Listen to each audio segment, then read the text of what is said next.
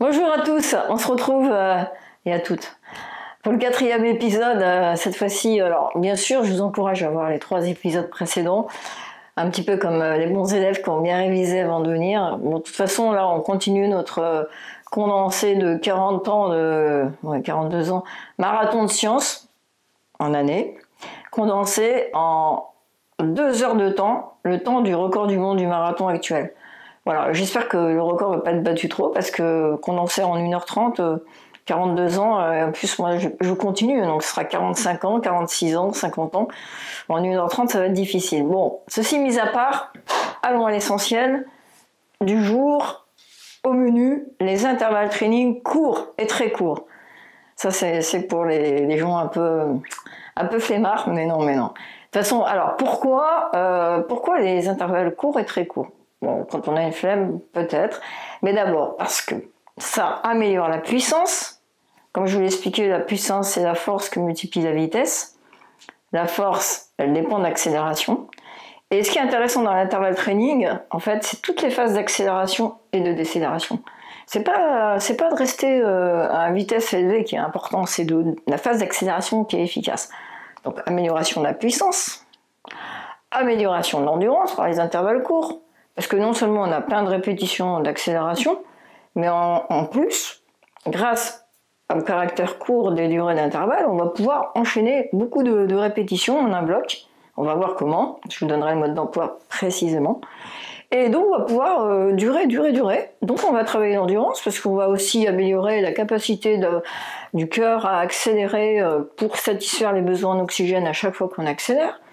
Donc le temps, la constante de temps d'ajustement du moteur thermique, VO2, en l'occurrence souvent on arrive à VO2 max, et va se raccourcir, donc on aura moins de déficit d'oxygène. Et puis de toute façon, si on a un déficit d'oxygène, c'est pas grave, parce que oui, il se trouve que l'intervalle training court et très court améliore la tolérance au déficit d'oxygène. Voilà, donc c'est amélioration de la résistance. Je prends le vieux terme endurance, puissance, résistance qui nous parle bien. Et alors, cerise sur le gâteau, ça améliore également votre capacité à bien piloter votre corps. Et puisque là, l'aspect perception va être amélioré. Il y a un jeu pas mal à faire, c'est de vous amuser à reproduire le même motif d'intervalle, avec les mêmes accélérations, etc., jusqu'à ce que mort s'en suive. Non, pas vraiment. Je vous dirai combien de temps précisément il faut le faire. Alors là, vous allez me dire, ça me rappelle quelque chose, tiens. Bah oui, le fameux radar du test de Rabbit. Bon là, je vous parle vraiment en prenant des références classiques à l'ancienne. Je parle de VMA, d'endurance, de résistance, de puissance. Perception, c'est un petit peu nouveau. Mais bien sûr, on a beaucoup évolué depuis, mais enfin, je sais que vous aimez bien vos classiques. Et avant d'opérer une petite révolution, on a toujours besoin d'un référentiel. Ce que je respecte de façon, je dirais, je suis très attentive à ça. De vous donner vos bases classiques. C'est un peu comme en musique, si on veut improviser, je pense qu'il faut être déjà bien connaître ses classiques. Alors, voilà, je vous ai dit les avantages de l'intervalle training court et très court. Et ça c'est pour le pourquoi. Et deuxièmement, je dirais sur un aspect plus vie courante. Bon, déjà ils sont plus efficaces. Voilà. Donc on va voir que dans un article je vous l'ai mis en lien. Vous avez la possibilité d'améliorer. On a démontré que chez des coureurs masters qui me paraissaient vieux à l'époque. Maintenant je dirais que c'était des jeunes. Ils avaient 45 ans. Ils avaient réussi à améliorer leur temps limite à l'état stable maximum du lactate, au seuil lactique, de plus de 20 minutes. Par rapport à 40 minutes, c'était passé à 60 minutes. Voilà. Et en plus, j'avais amélioré la vitesse au seuil. Mais à l'ancienne vitesse au seuil, ils avaient gagné 50%. qui n'est pas négligeable. Alors ça c'est tout à fait intéressant parce que ce temps de maintien à l'état stable maximum du lactate, ça concerne le demi-marathon, les semi-marathons, le marathon, les trails courts inférieurs à 50 km. Je vous ferai un spécial intervalle training trail. Voilà, j'ai pas oublié les trailers, mais normalement on peut tout faire avec notre entraînement. Deuxièmement, comme on va moins s'énerver sur les phases de travail, on va moins utiliser le glycogène. Donc ça veut dire on va faire des ondulations, on va moins utiliser le glycogène grâce aux alternances des phases de récup et de travail de façon très courte, donc très enchaînée. On aura une meilleure récupération de fait. Voilà. Vous savez, cette histoire de quand on a du mal à monter l'escalier, qu'on a des grosses cuisses. Bon, pour moi, c'est la sensation d'avoir des grosses cuisses. Et c'est quand on a moins de glycogène. Donc là, voilà, il faut manger un peu des sucres. Voilà. Donc ensuite, troisièmement, c'est ludique. Comme je vous l'ai dit, amusez-vous à piloter, à reproduire le même motif d'intervalle training au moins 15 minutes, on va voir exactement combien. Et puis c'est facile à caser dans un emploi du temps, parce que finalement en 15 minutes, l'intervalle training court et très court, l'affaire est pliée, un échauffement d'une demi-heure, 15 minutes. Voilà, comme les séances de billard training, finalement, les séances de rabbit, nous on fait un format de 45 à 50 minutes. Bon, mais revenons au classique. Je m'égare. Donc là, comment? Voilà. Enfin. Eh ben oui, le mode d'emploi, la recette, voilà. Alors, l'intervalle court, intensité 100% de VMA, recta. Il y en a qui disent 105, 95. Moi je vous dis ce que j'ai mesuré, en plus article à la clé, 30-30, l'article il date de 20 ans. Mais bon, ça marche bien, on a vérifié, on est tout le temps en VO2 max, même à la récup quasiment. La durée, c'est en fonction de votre temps limite à VMA, donc je vous encourage à la vérifier. Dans la vidéo précédente, on vous a dit comment.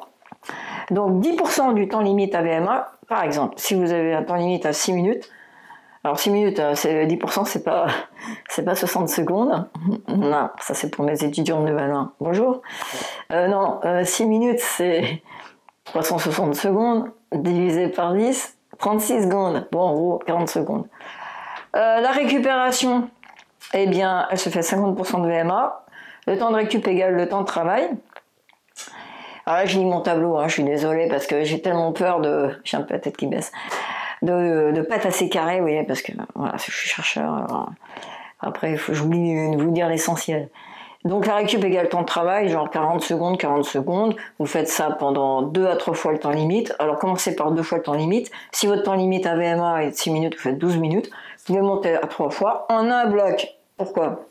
Parce il faut 4 répétitions pour que VO2 monte à VO2 max, votre fréquence cardiaque à FC max, et ces 4 répétitions, vous allez avoir du déficit d'oxygène. Bon, donc on sacrifie 4 répètes, ça sert à rien de faire des blocs de 2 x 10, parce qu'il y aura à chaque fois 4 répètes à pas gaspiller, mais bon, voilà, c'est pas utile.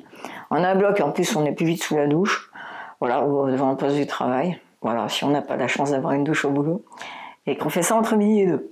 Alors maintenant, passons aux intervalles très courts. Intensité 110, 190% de VMA.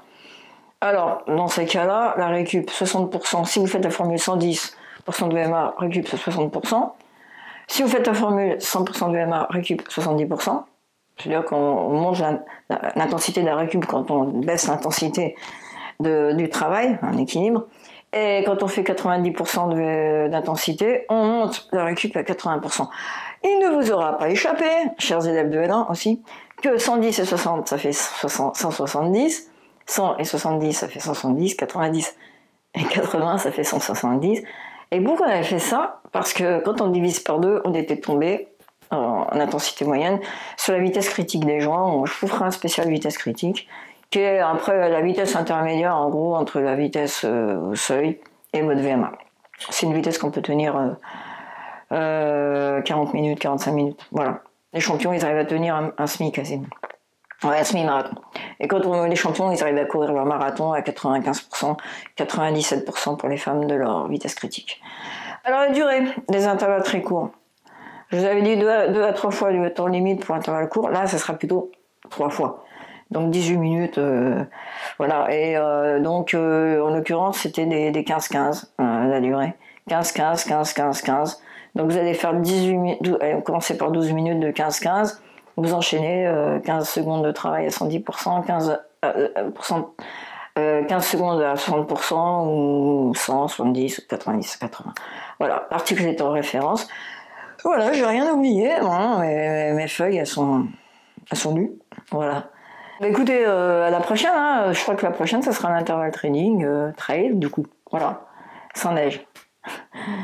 Bon, bah, pourquoi pas. Hein. Voilà, allez. Au revoir.